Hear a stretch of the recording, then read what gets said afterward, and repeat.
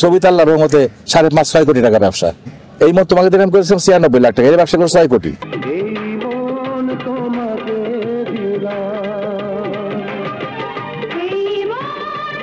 চতুর্থ দিন গিয়ে দেখলাম যে তাদের হল প্রতি 10,000, 15,000, 20,000 টাকা কমে গিয়েছে এবং আমার 10,000 টাকার সেল বেড়ে গিয়েছে। এই বেড়ে যাওয়াতে সব জায়গায় ঘটনা হয়ে গেল যে আমার ছবিটা ঈদের 1 নাম্বার ব্যবসা সফল ছবি। এই মন তোমাকে দিলাম।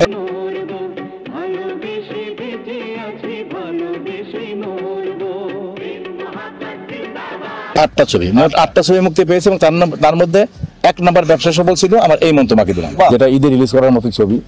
আর তাছাড়া ছবির গল্পটা যখন আমি দিলীপ বিশ্বাসকে নিয়ে আমি শুনাইলাম, দিলীপ বিশ্বাস একটা গুণী নির্মাতা, আমাদের এক সময় ওস্তাদ, বলছে বাবু তোর ছবিটার গল্প এত ভালো লেগেছে আমার, তুই যেভাবে আমাকে গল্পটা বলেছিস ঠিক এইভাবে যদি তুই পর্দায় আনতে পারিস তাহলে তো ছবিটা সুপারহিট হবে।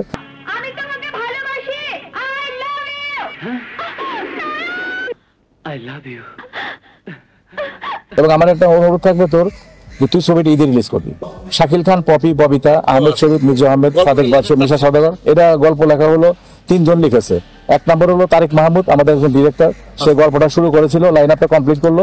তারপর এটাকে আমি নিয়ে যাই তখন ছোটকু আহমেদের কাছে। ছোটকু আহমেদ আমাদের খুব সিনিয়র বড় ভাই কাছে গেলাম, আমি ছোটকু ভাইকে দিয়ে তখন আমি ডায়লগগুলি কারেকশন করে রাখতাম। তো ওনার কাছে গল্প ভালো লেগে যাওয়াতে উনি কারেকশন করতে করতে এত বেশি সংলাপ লিখে ফেললো, তখন দেখলাম যে এটা 2 ছবির সমান হয়ে গেছে।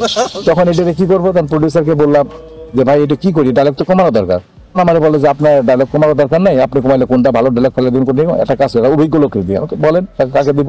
তখন আমরা আলোচনা করে দেখো রফিকুজ্জামান গীতিকার গান লেখে এবং রফিক ভাইয়ের কাছে গেলাম। তো রফিক ভাই প্রথমে বলে বাবু তোমার উস্তাদ তো গাজী মাঝরানের এসেছে, বহু গল্প লিখছে, শত শত গল্প লিখেছে, হাজার হাজার গান লিখেছে, গাজী ভাইটা তো করে নিতে হতো। আরে ভাই গাজী ভাই সময় নেই, উনি তো গান নিয়ে ছবি নিয়ে ব্যস্ত, এই কারণে আপনার কাছে আসে, ভাই আমার এটা করে দেন। তখন উনি 1 মাস ঘুরে আমার এই স্ক্রিপ্টে তারা ঘুরে কারেকশন করার পর এই ছবিটা শুরু করলাম। যাই হোক তারপরে অনেক ঘাত প্রতিঘাত, শাকিল খান গিয়ে একটা ঝামেলা, প্রডিউসার, এগুলি সুপার বাম্পার হিট ছবি। একটা হলো এই মন তোমাকে দিলাম। এটার মধ্যে প্রথমেই আমার প্রতিবন্ধকতা, মানে আমি তো জানতাম না যে শাকিল খান আনন্দমেলা চলচ্চিত্র ওর সাথে একটা চুক্তিবদ্ধ আছে। আচ্ছা। এবং সোহানুর রহমান সোহান তখন ওই আমার ঘর আমার বেহেশত ছবিটা শাকিল খান আর পপি এদেরকে নিয়ে শুরু করেছে। এটা আমার তো একটা হিরো নায়িকাকে অনেকে রাখে যে আমি 2 বছর 3 বছর আমার ছবি না করে সমান যা করতে পারবো, এটা রাখে, কিন্তু কোনো ছেলেকে যে আটকে রাখি এটা আমার জানা ছিল না। যাই হোক আমি ছবি শুটিং করবো এফডিসিতে, আমি ফ্লোরে 8 নম্বর ফ্লোরে আমি অনেক বড় সেট বানিয়েছি, দোতলা থেকে সিঁড়ি দিয়ে নামার নামে কথা বলে ড্রয়িং রুম বিশাল বড় সেট করে আমার আনন্দমেলার। আমি একদিন শুটিং হয়, দ্বিতীয় দিন শুটিং, তারা শুনছে যে আমার ছবি শাকিল খান শুটিং করতেছে। আনন্দমেলা সুকুমার রঞ্জন ঘোষ, তারপর সিরাজ সাহেব, ওনারা সব কর্ণধার, আর প্রযোজক সমিতির আরো 2 জন কর্মকর্তা সবাই সামাজিক এর মধ্যে বাবু তুমি কার পারমিশন নিয়ে শুটিং করতে, সেট ভেঙে ফেলাম। ভাই পারমিশন কি আবার, আমার ছবির শুটিং আমি করবো, পারমিশন বলছে না তুমি ইয়েতে নিছো তুমি। আমি ভাই এখন ও যদি আমার সাথে লুকোচুরি করে, ছবিটা সাইন করেছে, ও যদি আমাকে বলতো যে বাবু ভাই আমি অমুক দেশের চোখে বদ্ধ আছি, আমি 3 বছর ছবি করতে পারবো না, আমি ওকে নিতাম না, অন্য হিরো নিতাম, আমি রিয়াজকে নিতাম, আমি শাকিব খানকে নিতাম, আমি আরেকজন হিরোকে নিতাম। আমি ওকে নিয়েছি ভাই, আমি তো জানি যে ফ্রি আছে সেই কারণে, ও তো আমাকে বলে নাই জিনিসটা। আপনারা আমাকে চাপ দিয়ে এত বড় আমি 2.5 লাখ টাকা খরচ করে সেট বানিয়েছি, আমার সেটটা ভেঙে ফেলবেন, সুন্দর হয়ে যাবে, এতগুলো আর্টিস্টের শিডিউল, আহমেদ শরীফ, মিজু আহমেদ, সাদেক বাদশা, মিশা সওদাগর, আপনার পপি, এদের শিডিউল আমার কি হবে, এটা বানাইতে পারবো না ভাই। আমার এটা আমার জীবনে 3 নাম্বার ছবি, ওই গল্পটা অনেক আশা আকাঙ্ক্ষা করে পারছি, আপনারা আমার ঝামেলা করে না বাইরে, না তুমি শুটিং করতে পারবো না। তারা করবো শাকিলকে নিয়ে গেল, ছবির প্যাকআপ হয়ে গেল। প্যাকআপ যাওয়ার আমি তো বিরাট টেনশন, কি করে সেট ভেঙে ফেলতে হবে। আমি বললাম দিলীপ বিশ্বাসকে ফোন দিলাম, তো আমার গাজী ভাই নরম লোক, তাকে দিয়ে হবে না, তো দাদা আমার ওস্তাদ গাজী ভাইকে ফোন দিলাম না, আমি দিলীপ বিশ্বাসকে বললাম যে দাদা এই সমস্যা, আমার তো সেট ভেঙে ফেলতে হবে, আমার তো শুটিং বন্ধ হয়ে গেছে, যে সাথে আপনি কালকে এসে ওপেনিং করে দিয়ে গেছেন, আমি শুটিং করছিলাম আনন্দ মেলার, তুই চিন্তা করিস না, আমি দেখতেছি, আমি দেখছি এটা ব্যবস্থা করতে, সেট বানানোর দরকার নাই, শুটিং হবে না কেন আমি দেখতেছি। আচ্ছা। সাথে সাথে প্রযোজক সমিতি দাদা ফোন দিয়েছে, দাদা তো সবাই সম্মান করতে, দিলীপ বিশ্বাস ফোন দিয়ে জিজ্ঞেস করছে প্রযোজক সমিতির সভাপতিকে, নাসিরউদ্দিন দিলীপ সাহেব ছিল সভাপতি, এবং দিলীপ সাহেব মোস্তাফিজ হোসেন বাবুর ছবিটা আপনারা বন্ধ করে দিলেন, কারণটা কি? এই প্রডিউসার আপনি দিবেন, সেট ভেঙে ফেলবে, সেটা আপনার প্রডিউসারের পরিচালকের মান সম্মান রক্ষা করার জন্য কাজ করে, প্রযোজকরা তো প্রযোজকের ভালো মন্দ দেখার জন্য কাজ করে। একটা প্রযোজকের যে সেট ভেঙে ফেলবে, তার শুটিং হবে না, তার 1 বছর পিছাই যাবে, ইনভেস্ট করছে সেই লোকটার কেন ক্ষতি করবেন আপনারা? না না ও তো পারমিশন, আরে বলতে পারমিশন আনে, পারমিশন নিবে, সমস্যা কি? সে তো জানে না, তো করে ফেলছে একটা জিনিস। আপনি মিটিং ডাকেন, কালকে আমি আসতেছি দুপুরবেলা 12টার সময় মিটিং ডাকেন, আমি প্রযোজক সমিতি আছে কথা আমি বলবো, হ্যাঁ সাথে সাথে ঠিক আছে দাদা আমি মিটিং করবো। তারা করলো কি প্রযোজক সমিতি মিটিং ডাকলো, যে মিটিং এ আমি গেলাম, দিলীপ দা গেল আমার পক্ষ থেকে, আমি পরিচালক সমিতির সভাপতি সেক্রেটারি কাউকে বলি, দিলীপ দাকে বলছে, কাউকে লাগবে না, আমি আসি। আসছে, সিরাজ সাহেব আসছে, আনন্দ মেলায় কর্ণধার, এরা সবাই গেছে, যাওয়ার পরে মিটিং হতেছে। তো দিলীপ বিশ্বাস সাহেব ওখানে মানুষকে আটকা রাখে, আপনার ছেলে মানুষকে আটকা রাখবেন, এটা কোনো কথা? আর আপনাকে ঘোষণা দিয়েছেন কোনো সময় যে কেউ আপনারা শাকিল খানকে নিয়ে কাজ করতে পারেন? যে কাজ করতে হয় তাহলে আমাদের পারমিশন নিয়ে করতে হবে, এটা তো কোনো ডিক্লেয়ার করেন না, পেপার পত্রিকা নিউজ করেন নাই, ও তো জানে না ছেলেটা এখন একটা নিয়ে ফেলছে, কি করবে? কাজ করেন এটার। তাহলে তখন দিলু ভাই প্রযোজক সমিতির সভাপতি বলছে, দাদা তাহলে এটা সলিউশন রাখি। সলিউশন এইটা, বাবু ওর শুটিং আজকে থেকে শুরু করবে, বিকাল 3টায় শুটিং শুরু করে ওর ছবি শেষ করবে। আপনারা এইটা করেন যে আমার ঘর আমার বেহেশত, যেটা আপনাদের ছবি শেষ হবে, এই ছবিটা শেষ করার 3 মাস পরে বাবুর ছবি রিলিজ হবে, তার আগে বাবুর ছবি রিলিজ করতে পারবে না। ওই কাজ আপনারা বন্ধ করবেন, কাজ করুক, লাঠের শিডিউল আপনি নিয়ে দেবেন, এত শিডিউল নিতে পাবেন না। এই আমি সবাই আবার ফোন টোন করে সবার রিকনফার্ম করে সবাই ডাকলাম, বিকালবেলা থেকে আমার শুটিং শুরু হলো।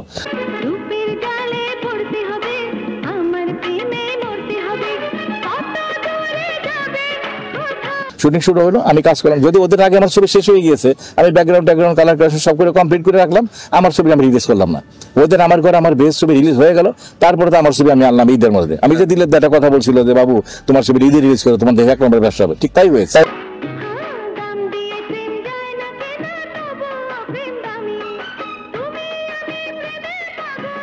তোমাকে যখন ছবিটা সম্পর্কে আমি বলবো যে এই ছবিটা যখন আমার মুক্তি পায়, অনেক ঘাত প্রতিঘাত, শুটিং থেকে শুরু করে রিলিজ পর্যন্ত। তো যাই হোক, রিলিজে গিয়েও আমাকে প্রযোজক সমিতি থেকে অনেকে পলিটিক্স করে আমার ছবিটাকে বাদ দেওয়ার চেষ্টা করেছিল। তখন আমি ওই অনেকটা একটা মিটিং হয়, হল মালিক সমিতি এবং প্রযোজক সমিতি, সেই মিটিংয়ে আমি নিচে দাঁড়াইছিলাম। তার মধুমিতা মুভিজের যে কর্ণধার নরসাদ ভাই, উনি তখন আসে মিটিংয়ে, উনি হল মালিকদের প্রতিনিধিত্ব করার জন্য। তখন আমি সালাম দিলাম যে ওনাদের ব্যানারে একটা ছবি আমি সহকারী পরিচালক কাজ করেছিলাম, সেই সময় আমাকে খুব ভালোভাবে চেনে এবং ফ্যামিলি মেম্বারের মতো আমি। তো আমাকে হঠাৎ দেখে বলে, বাবু তুমি এখানে কেন? আমি বলি, ভাই আমার তো একটা ছবি আছে। কি ছবি? আমাকে এই মন তোমাকে দিলাম। বাহ, নামটা তো ভালো, এই মন তোমাকে দিলাম।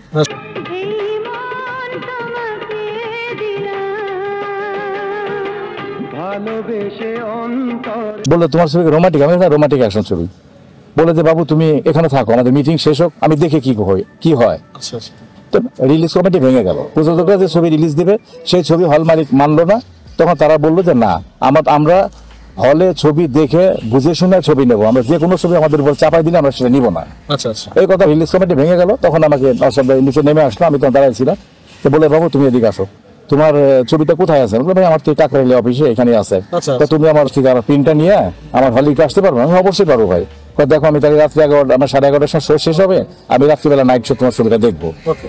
তখন আমি গেলাম, হলে গেলাম, মধুমিতায় আমার প্রিন্ট নিয়ে, আমি আমার ডিস্ট্রিবিউশন ম্যানেজার গেলাম। যাওয়ার পরে আমি জানি যে ছবিটা তাদের ভালো লাগবে, যেহেতু আমি বানিয়েছি, আমার একটা কনফিডেন্স ছিল ছবির উপরে, যেটা ঈদে রিলিজ করবো। আমি মধুমিতায় নিয়ে গেলাম, নিয়ে যাওয়ার পরে মধুমিতা তো যখন ছবিটা ওনারা সবাই, তো আমি তো উপরে গিয়েছি, ডিসিতে বসছি, ওনাদের সঙ্গে আমরা 12-14 জন ছিলাম, হলের স্টাফ সহ উপরে। কিছুক্ষণ ছবি চলার পর দেখি হঠাৎ তালি শীষ বাজাচ্ছে, হাতে তালি দিচ্ছে। আমি চিৎকার করে কারা? তাই বললো, ভাই চিৎকার করে কারা? নিচে যারা ব্ল্যাক করে সিনেমা, ওই সে ব্ল্যাক আর তারপরে যে ঝালমুড়ি চানাচুর, তারপরে যে জুড়া পালিশ করে, চটপটি ফুচকা বিক্রি করে, সব দোকানদারকে আমরা বলেছি ভাই ঈদের ছবি দেখবো, আপনারা থাকেন। ওই তার কারণে তারা হলের সামনে ছিল এবং আমরা দেখলাম। তো যাই হোক, ছবি দেখার পরে তো সব ছবি যখন শেষ হলো রাত প্রায় 2:30টার সময়, তো সব দৌড়ে বের হয়ে আসে, সব দোতলায় উঠে গেল উপরে। তখন আমি বসা, খালি বললো, বাবু তোমার বড় ভাই ফিল্ম ডাইরেক্টর ছিল মোতাহারউদ্দিন, সাথে আমাদের ব্যানার থেকে দুশ্মনী নামে একটা ছবি করেছে। তো যাই হোক, তুমি যে এত বড় মেকার হয়ে গেছো তো আমরা ধারণাই করতে পারি নাই। তো তুমি এত বড় ডিরেক্টর হয়ে গেছো, তুমি এত সুন্দর ছবি বানিয়েছো। যাই হোক, এর মধ্যে সব লোকজন হুড়মুড় করে সব বুড়ো আসলো, এসে বলে, স্যার এই ছবিটা চালান আপনি এর আগে ঈদের ছবি যে কটা দেখেছেন, এই ছবিটা আমাদের সবচেয়ে ভালো মনে হয়েছে এবং এই ছবিটা ঈদের 1 নম্বর ব্যবসা সফল হবে সমস্ত দর্শক। তখন বলার পরে উনি তখন আমাদেরকে নিয়ে গেল, ওই অফিসের ম্যানেজারের রুমে বসলো। বসার পরে সেই রাত্রি প্রায় 2:45 বাজে, ওই সময় উনি আমার বুকিং স্লিপ সই করলো আর কি। উনি হলে নিল, নেওয়ার পরের দিন আমার ছবিটা ওইটা হয়ে গেল। পরের দিন আমি যখন আমার অফিসে গেলাম, যাওয়ার পরে শুনলাম যে বলাকা এবং শ্যামলী আরো 2টা সিনেমা হল হয়ে গেছে আমার। তখন আমার প্রডিউসার ফোন দিল, তখন তো আমার মোবাইল ছিল না ওই সময়। তো আমি অফিসে গেছি, ডিস্ট্রিবিউশন ম্যানেজার বলতেছে, বাবু ভাই আপনি তো হল তো 3টে হয়ে গেল, এটা আরো তো অনেক মানুষ ফোন দিচ্ছে ছবি নেওয়ার জন্য। এখন ঘটনা হলো যে ছবিটা প্রডিউসার তো রাখ, তার বাবা নির্বাচন করার জন্য সেই খুলনা ডুমুরিয়ায় গিয়েছে, তার বাবা উপজেলা চেয়ারম্যান হিসাবে নির্বাচন করতেছে ওইখানে। তাকে ফোন দিয়েছিলাম, সে বললো যে আপনি নিজের ছবি রিলিজ করতেছেন কার পারমিশনে? আমি তো নাই ঢাকায়, আমার ছবির টাকা দিবে কে? ছবি রিলিজ করতে কত টাকা লাগে আপনি জানেন? এই নিয়ে খুব চিলাচিলি করছে ম্যানেজার। পরে আমি বললাম যে ভাই দেখেন, ছবির টাকা আর বিএটি এর ব্যাপারে এই সমস্ত টাকাতে ভূতে যোগায় দেয়, এগুলো কোনো রকম কোনো ইয়ে না। আচ্ছা দেখি কি করে, মন খারাপ করে দেখা যায় কি করে। আমি বসে আছি অফিসে, এর মধ্যে অফিসে ফোন দিল এক মুক্তারপুর পান্না সিনেমা হলের মালিক, উনি ফোন দিল। ফোন দেওয়ার পরে তখন ওনার নাম আক্তার সাহেব, আক্তার ভাই। যাই আমি বলছি এগুলো তো কথা রেকর্ড হচ্ছে, আমি যদি মিথ্যা বলে থাকি ওই হলের মালিক দর্শকরা জানতে পারবে সেখানে ফোন দিলে আর কি। আক্তার ভাই আমার চিরদিনই এবং জীবন বাণিজ্য দুটো ছবি চালাইছে, তার হলে সুপারহিট চলছে এবং সে আমাকে খুব মেধাবী ডাইরেক্টর হিসেবে স্বীকৃতি দিয়েছে এবং আমার সাথে ভালো সম্পর্ক বিধায় উনি ফোন দিয়েছে। হলের মধ্যে ফোন দিয়ে বলতেছে যে হলের ম্যানেজার হলো ইসমাইল ভাই। বলছে ইসমাইল ভাই, ডাইরেক্টর বাবু ভাই, হ্যাঁ বাবু ভাই তো আছে, একটু ফোনটা দেন তো। ফোন দিল, দেওয়ার পরে তো আমি মন খারাপ, আমি ফোন দিলাম, আক্তার ভাই বলেন আসসালামু আলাইকুম ভাই, কেমন আছেন? বলে বাবু ভাই আপনার ছবিতে ঈদ রিলিজ হবে, আপনার ছবিতে মধুমিতা নিয়েছে, বলাকা নিয়েছে, আর মধুমিতা যেহেতু ছবি দেখছে তারপর সামিলি হল হয়ে গেছে, আমি তো আমার মুক্তার বললে আপনার ছবি চালাবো, রেন্টাল যত কোনো ব্যাপার না, ঈদে আমি আপনার ছবি চালাবো, যেহেতু ছবির নাম এই মন তোমাকে দিলাম। তো আমি খবর নিয়েছি মধুমিতা, নরসাদ ভাইকে ফোন দিয়েছিলাম, তো সে অনেক ভালো বলেছে ছবিটা, আমি ছবি চাই। আমি ছবি তো চালাম, আমার প্রডিউসার তো ছবি রিলিজ করতে চায় না, এখন তো আমার যে হল হয়েছে এইগুলোতে ক্যান্সেল করে দিতে হবে। কেন? আমি তো ভাই এখন এফডিসিতে আমার এই গ্রেডিং করে আমার কালার কালেকশন এগুলো করার জন্য আমাকে এফডিসিতে মিনিমাম অন্তত 2 লাখ টাকা আমার ল্যাবে প্রিন্টিং অর্ডারের জন্য জমা দিতে হবে। কারণ টাকা তো প্রডিউসার হয়েছে বাড়িতে, তার বাবা নির্বাচন, এখন আমি টাকা করতে জোগাড় করো, করতে ছবি করো, বাবা আপনি চিন্তা করেন না, এখন তো 3টা বাজে, আপনি কতক্ষণ আছেন অফিসে? আমি আমি আসি অফিসে, তো আমার আধা ঘন্টা লাগবে আসতে, এই নারায়ণগঞ্জের পাশে তো পান্না সিনেমা, তো যাই হোক ওই ফতুল্লা আর কি, মুক্তারপুর। তখন উনি বলে ভাই আপনি চিন্তা করেন না বাবু ভাই, এফডিসি খোলা থাকে, টাকা জমা নেয় কয়টা পর্যন্ত? আমি ধরো এফডিসি অফিস 5টা পর্যন্ত খোলা থাকে। তখন উনি গাড়ি নিয়ে আসলো, আমাদের বলে বাবা আপনি গাড়িতে ওঠেন, আপনি চলেন এফডিসি। উনি প্রথম আমাকে এই 2 লক্ষ টাকা এফডিসি টাকা উনি জমা দেয়। ছবি নেওয়ার কোনো কথা নাই, তখন 1 সপ্তাহ পরে ছবি রিলিজ হবে, কিন্তু আমার প্রিন্টিং অর্ডারটা উনি এসে আমাকে টাকা জমা দিয়ে এটা করে দিলেন। করে দেওয়ার পরে টাকাটা ওনার নিজের হাত দিয়ে জমা দিল, আমি অফিসের ডিস্ট্রিবিউশন ম্যানেজারকে নিয়ে আসলাম যে আপনিও চলেন সাথে, যেমন প্রিন্টিং অর্ডারটা হয়ে গেল। হয়ে যাওয়ার পরে তো আমার একের পর এক হল হইতে হইতে হইতে 35, 36, 37, 40, 50টা জন হল হয়ে গেল। তখন দেখা গেল যে আমার ছবি রিলিজ হওয়ার পর আমার কিছু টাকা থেকে যায় অফিসে, এরকম একটা অবস্থা। 2-2.5 লাখ টাকা যে যা পারছে এইভাবে আমার ছবিটা তখন নেওয়ার মানে সব বুকিং শুরু হয়ে গেল আর কি। তো সবাই জানে যে মধুমিতার মতো হল যে ছবি দেখে তারা নিছে, মানে আমরা নিতে পারি, এই সাহসটা। এখন ছবি নিল, নেওয়ার পর প্রথম দিন হলো শাবানা ম্যাডামের প্রোডাকশনের ছবির নাম হলো মেয়েরা মানুষ। তার আগের বছরে এই স্বামী কেন আসামি ছবি রিলিজ করেছে মনোয়ার খোকন, অনেক নামি দামি ডিরেক্টর। তো চাঙ্কি পান্ডে, ঋতুপর্ণা, শাবানা যোশী। এই পরের ছবিও মেয়েরা মানুষ, চাঙ্কি পান্ডে, ঋতুপর্ণা, শাবানা যোশী আর আমারও সাগবিতা। তো এখন ছবিটা রিলিজ হওয়ার পরে আমি ঈদের দিন সব জায়গায় ঘুরলাম, দেখলাম আমার সেলও ভালো, ওদেরও সেল ভালো। দ্বিতীয় দিন গিয়ে খবর বললাম যে তাদের যেখানে 1 লাখ টাকা সেল, আমার সেখানে 95,000 টাকা সেল, তাদের আমি কম। তৃতীয় দিন গেলে তাদের আর আমার সেল সমান সমান রয়েছে। চতুর্থ দিন গিয়ে দেখলাম যে তাদের হল প্রতি 10,000, 15,000, 20,000 টাকা কমে গিয়েছে এবং আমার 10,000 টাকার সেল বেড়ে গিয়েছে। এই বেড়ে যাওয়াতে সব জায়গায় ঘটনা হয়ে গেল যে আমার ছবিটা ঈদের 1 নাম্বার ব্যবসা সফল ছবি, এই মন তোমাকে দিলাম। শাবানা জসিম, তারপরে অমিতা হাসান, পপির একটা ছবি ছিল ওই ভালোবাসার ঘর, ওনার মোতালেব হোসেন সাহেবের ছবি। তারপরে আমার উস্তাদের ছবি ছিল উল্কা গাজী ভাইয়ের ছবি, সেটাও পপি, রুবেল, এরা সব বড় বড় আর্টিস্ট, শাবানা টাবানা ছিল। 8টা ছবি, মোট 8টা ছবি মুক্তি পেয়েছে এবং তার মধ্যে 1 নাম্বার ব্যবসা সফল ছিল আমার এই মন তোমাকে দিলাম। এই মন তোমাকে দিলাম।